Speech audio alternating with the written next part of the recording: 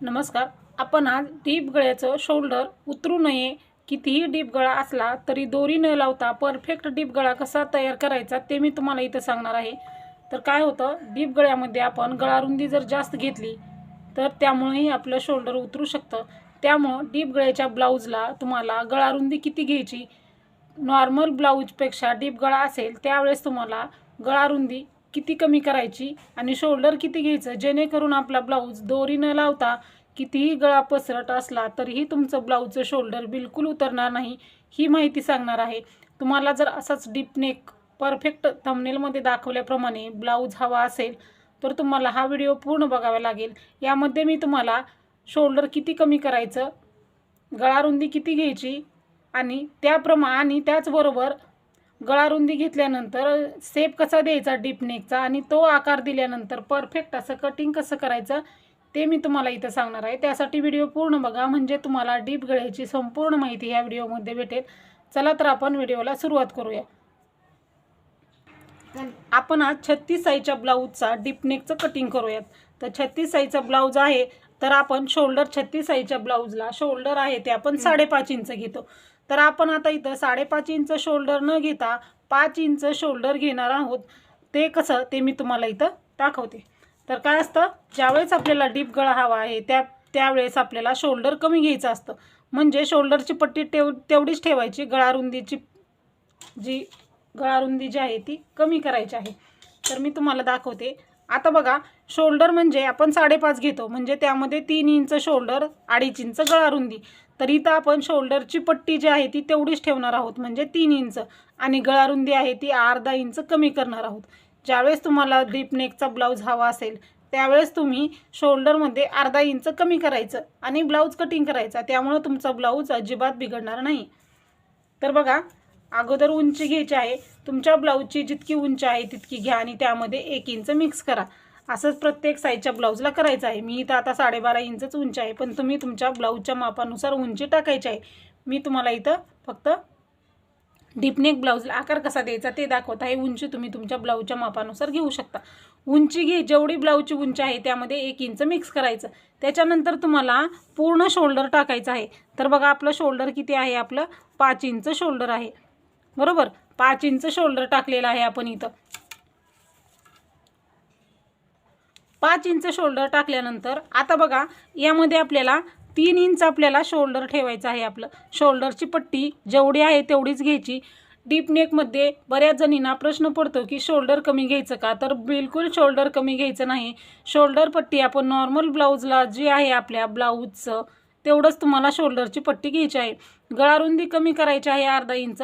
Shoulder जे आहे ते जेवढ्याच तेवढं घ्यायचं आहे. म्हणजे आता बघा, इथं आपण 5 इंच शोल्डर घेतलं. नॉर्मल आपण 36 साईजच्या ब्लाऊजला 5.5 इंच शोल्डर घेतो, बरोबर. इतकं घेतो, 5.5 इंच शोल्डर घेतो. पण आता आपण किती घेतलेलं आहे, 5 इंच घेतलेलं आहे.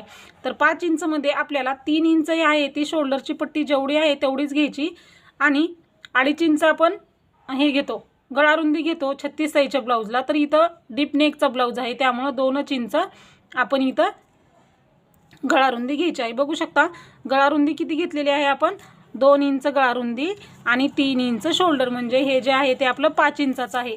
5.5 इंच शोल्डर घेण्याच्या ऐवजी डीप नेकचा ब्लाऊज आहे त्यामुळे आपण इथं 5 इंच शोल्डर घेतलेला आहे. त्याच्यानंतर आता आपल्याला मुंडा घ्यायचा आहे. मुंडा किती आहे आपला, 36 साईजच्या ब्लाऊजसाठी 6 इंच मुंडा आहे. आता बघा, इथंही आपलं बरोबर 5 इंच आहे का बघूनच मार्किंग करायचं आहे. 6 इंच आहे का बघून मार्किंग करायचं. डबल मार्किंग केल्यामुळं ब्लाऊज आपला परफेक्ट येतो, घोळ वगैरे पडत नाही. हे झालेलं आहे आपला 6 इंच 36 साईजच्या ब्लाऊजसाठी 6 इंच मुंडा.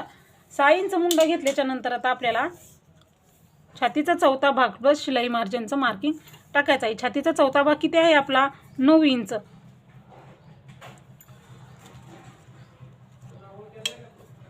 9 इंच आणि 1.5 इंच शिलाई मार्जिन हेही आपण मार्क करून घेऊयात, जेणेकरून आपल्याला परफेक्ट असं आपलं ब्लाऊजचं व्यवस्थित लक्षात येईल.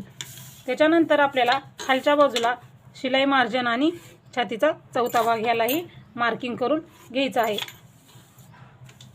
आता बघा, आपल्याला इथं मुंड्याचा आकार द्यायचा आहे. पाठीमागचा मुंडा आहे त्यामुळं पाठीमागचा मुंडा आपण 1.5 इंच घेतो.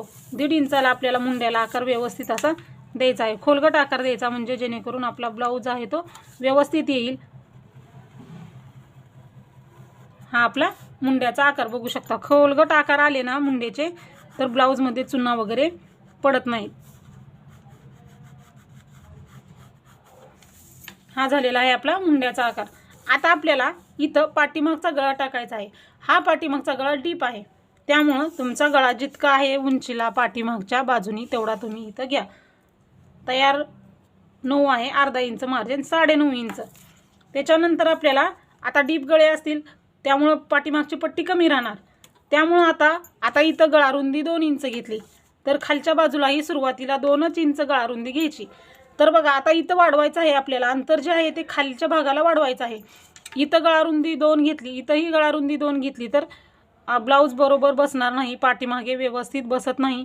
त्यामुळं आता इथं सुरुवातीला 2 इंच घ्यायचं आहे आणि 2 इंचाचा बॉक्स तयार करून 2 इंचाचा बॉक्स तयार करून घ्यायचा आहे आणि हे पट्टीनं सुरुवातीला जोडून घ्यायचं आहे 2 इंचाचा. आणि ह्याच्यामध्ये काय बदल करायचा ते आता व्यवस्थित तुम्ही बघा म्हणजे तुमच्या परफेक्ट असं लक्षात येईल. आता वरती 2 इंच गळारुंदी घेतली, इथंही 2 इंच गळारुंदी घेतली.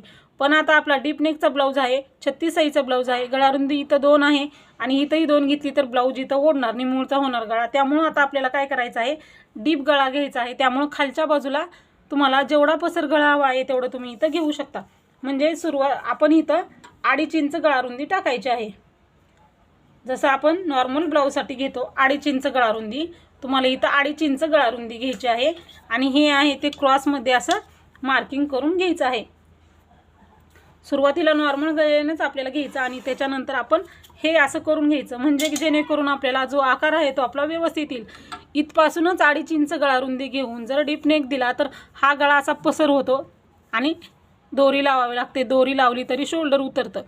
इथं कमी आहे आणि इकडं खाली जास्त आहे त्यामुळं काय होणार, गळा बिलकुल उतरणार नाही. आणि आता आपल्याला हवा तसा इथं गोलाकार देऊन घेऊ शकतो अशा पद्धतीनं. हवा तसा गोलाकार इथं देऊ शकतो. म्हणून काय करायचं, नेहमी डीप गळा असेल त्यावेळेस तुम्हाला गळारुंदी 1/2 इंच कमी घ्यायची आणि इथं जेवढी गळारुंदी आहे खालच्या बाजूला तेवढी घ्यायची आणि गोलाकार देऊन घ्यायचा आहे. अशा पद्धतीनं तुम्ही कोणत्याही ब्लाऊजचा डीप नेकचा गळा कट करा म्हणजे तुम्हाला कधीही कुठेही प्रॉब्लेम येणार नाही. आपण आज 36 साईजच्या ब्लाऊजचं बघितलं आहे. तुम्हाला आणखीन दुसऱ्या कुठल्या ब्लाऊजचं डीप नेकचं कटिंग हवं आहे ते मला नक्की सांगा. आपण त्याप्रमाणे डीप नेकच्या ब्लाऊजचं कटिंग करूयात. काय असतं, डीप नेक ब्लाऊज असल्यानंतर आपल्याला बदल कुठं करायचा, शोल्डरमध्ये बिलकुल बदल करायचा नाही. कारण शोल्डर आहे ते आपल्याला जसंच तसं पाहिजे. शोल्डर जर कमी केलं तर ब्लाऊज आपला व्यवस्थित येत नाही. त्यामुळं हे आता आपण हे परत जो आकार दिला ना तो आकार कट करायचा म्हणजे आपला ब्लाऊज जो आहे ते व्यवस्थित डीप नेकमध्ये कट होणार आहे. अशा पद्धतीनं आपण हा डीपचा गळा तयार केलेला आहे. बघू शकता वरती आपण गळारुंदी कमी घ्यायची, खालच्या बाजूला डीपचा जो आहे पसरट घ्यायचं. मुंडेच्या आकारही बघू शकता एकदम व्यवस्थित असा आकार आलेला आहे. अशा पद्धतीनं मुंडेचे आकार दिले आणि तुम्ही जर असाच डीप नेकला आकार दिला तर तुमचं शोल्डर जे आहे ते बिलकुल उतरणार नाही. एकदा नक्की ट्राय करा आणि हा व्हिडिओ कसा वाटला ते नक्की सांगा. अशाच प्रकारचे व्हिडिओ बघायचे असतील तर एकदा चॅनलला नक्की सबस्क्राईब करा, व्हिडिओला लाईक करा आणि हा व्हिडिओ कसा वाटला ते नक्की सांगा. चला तर भेटूया आपण पुढच्या व्हिडिओमध्ये. व्हिडिओ पूर्ण बघितल्याबद्दल धन्यवाद.